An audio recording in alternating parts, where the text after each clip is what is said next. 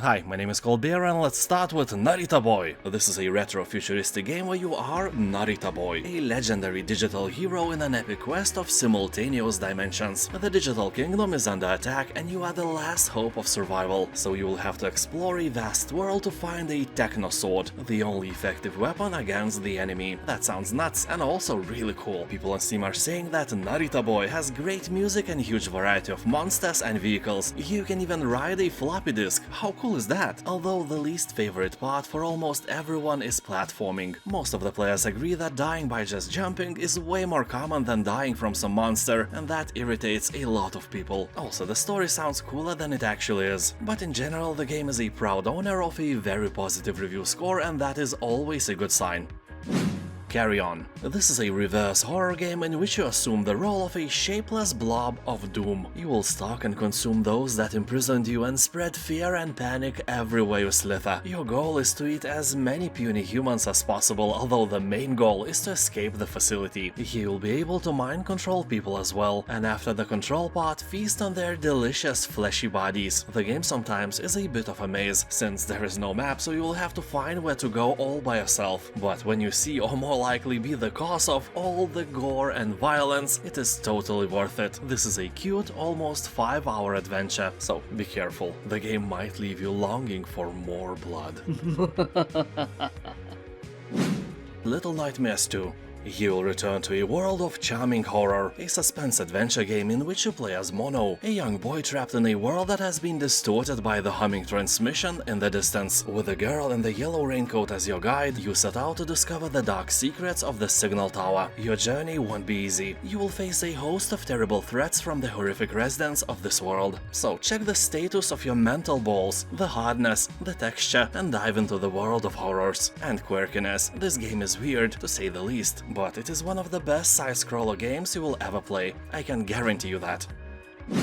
Neon Abyss. Here you will take control of one of the heroes traversing the dangerous underworld. You will be trying to find a way to remove the curse that made you immortal. If you get killed, you can go back to the Day's End bar, where you prepare for the next playthrough. Over time, you will unlock new rooms offering previously unavailable items and challenges. People on Steam are saying that this game is like Enter the Gungeon, but actually fun. They say that this is a very nice 2D roguelike with a huge amount of different weapons, perks, and companions. By the way, these companions can be earned by finding eggs, which have a chance to hatch if you clear a room. Each of them has unique skills and can increase in power if you can manage to keep them alive long enough. But let us be fair, the only thing you can keep alive long enough is that cactus on your windowsill.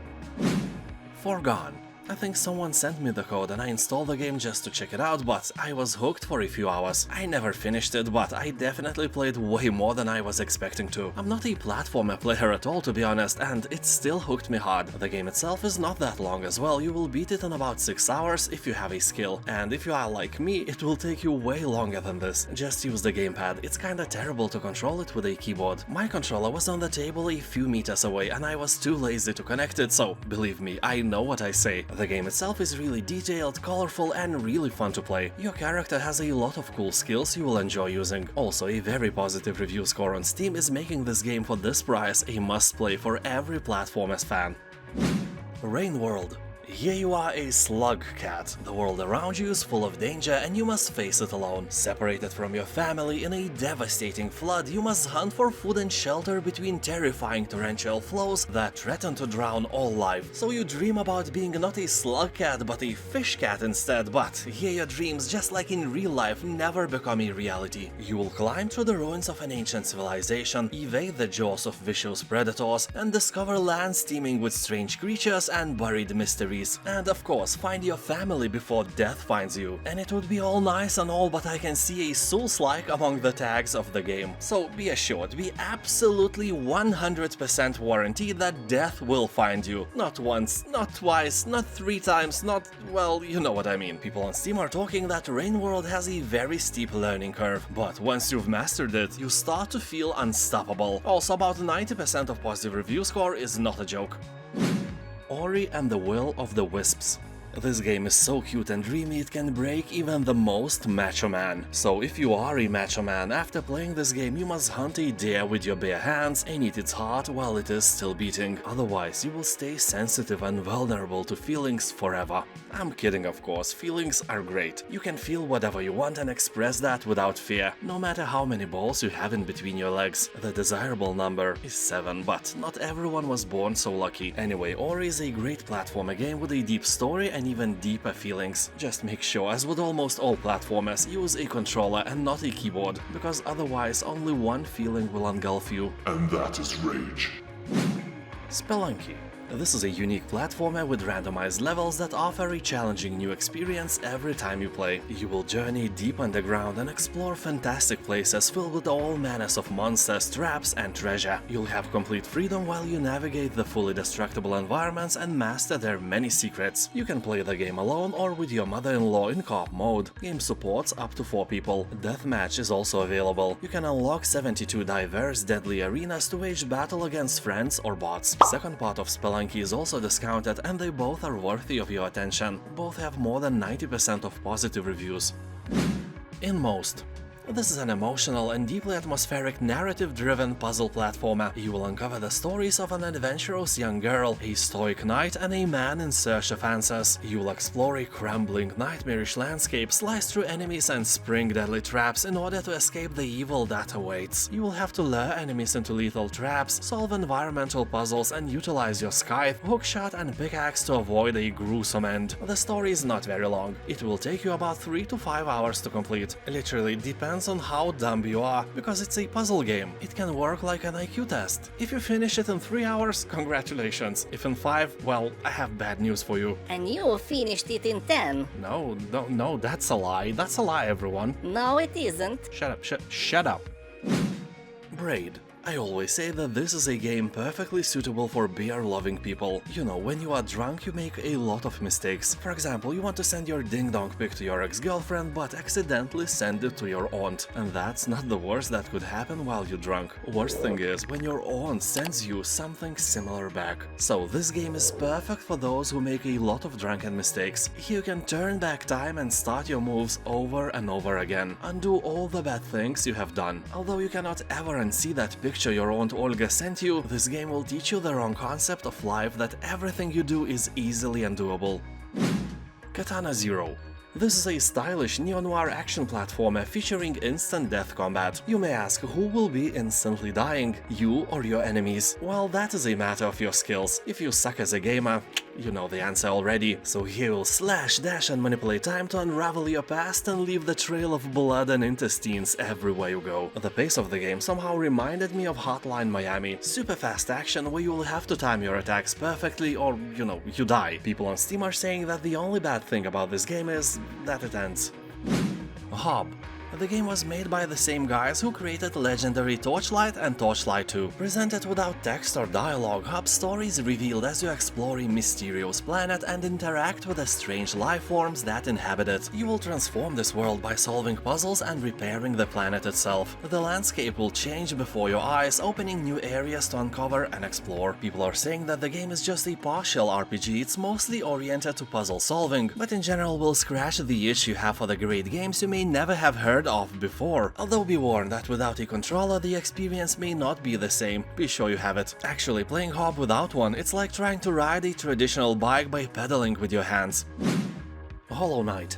You'll explore twisting caverns, ancient cities and deadly wastes, encounter battle-tainted creatures, befriend bizarre bugs and solve ancient mysteries at the kingdom's heart. Game is hard and is often compared to Dark Souls. Keep that in mind before you fall in love with those lovely graphics, they are quite deadly. Although if you don't like bugs you will get your chance to kill a few hundred of them, or be killed by them. Yeah, that is more likely. There are a lot of bug-like different creatures infesting these lands and only you can exterminate them with your gaming skills. There are also plenty of good bugs as well, so I don't know what this game tries to teach us. I guess be friends with friends and be enemies with enemies. Wisdom, yeah. Trine 4, the Nightmare Prince. I think many of you have heard about the Trine series. It was one of the first hard-worked attempts to make platformer games even more beautiful than they were before. This is a member of 3D platformers with fixed camera, or as developers call it, a 2.5D, which is a bit confusing. I ate 2.5 burgers. So you have left to half of one for me? No, I ate all 3 of them, but I never moved a muscle. So that is basically a 2.5D explanation. I know it is confusing for everyone who owns only 1D, as I do. So he'll control 3 heroes sent on a quest to retrieve the troubled young prince. Wizard, knight and thief are joined together once again on a thrilling quest through beautiful fairy tale landscapes teeming with danger. People on Steam are saying that this game is simpler than the previous Trine titles. Puzzles are easier, but when you play in co-op mode with friends, everything is chaos. Also keep in mind that this game will eat your machine's computing power as if you were digging for bitcoins. Celeste. This epic platformer has won the Game Awards in its category in 2018. Overwhelmingly positive reviews still decorate its Steam page. This is a narrative-driven single-player adventure with a charming cast of characters and touching story of self-discovery. You'll climb a massive mountain teeming with 700 screens of hardcore platforming challenges and devious secrets. If you have a nostalgic itch for platformer games, Celeste will scratch it without a doubt. And people on Steam are saying that this game will teach you how relaxing it is to die over and over again. And yeah, here you will die more than in Dark Souls, but that is okay, your mental health is strong, right? Mental health who? I don't know, never had one, shut up.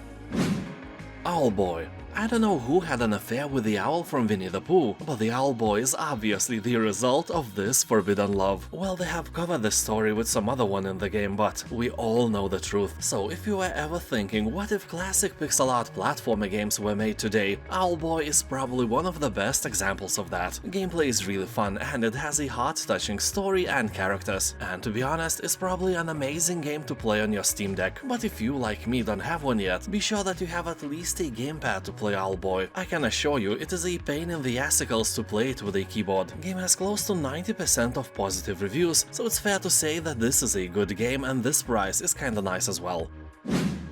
Unbound, Worlds Apart. This is a challenging, atmospheric and hand-drawn puzzle platformer set in a universe where all worlds are connected by portals. You control a gifted young mage who has the power to open portals and control the unique properties of each world, such as inverse gravity, time manipulation, super strength and more. Using these skills you must journey across dangerous worlds, each brimming with secrets and unique challenges. You must use every skill to defeat a ruthless evil that is tearing reality apart, while learning the shocking truth beyond your world's collapse. Spoilers, it was a lack of potato salad. I'm kidding, of course. Or am I?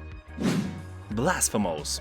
This game is a true work of art. I don't think that any of you will argue with me about that. Art-wise, this is one of the best examples of Metroidvania and Souls genre collision. Interesting thing is that the major influence of Blasphemous' story and design was the religious art of the city of Seville in Spain, and also works of famous Spanish painters, especially Francisco Goya and his 200-year-old painting called A Procession of Flagellants, or Flagellants, I have no idea how to say it. If you want some nightmares before bed, just Google Goya's paintings. They are as great as they are creepy. People on Steam are saying that the game has incredible dynamic music and amazing voice acting. Also, some dudes are seriously stating that Blasphemous was a gateway drug to a 2D indie platformer games from AAA Souls-likes, so it can really expand your horizons, but mostly here you will just die and die again.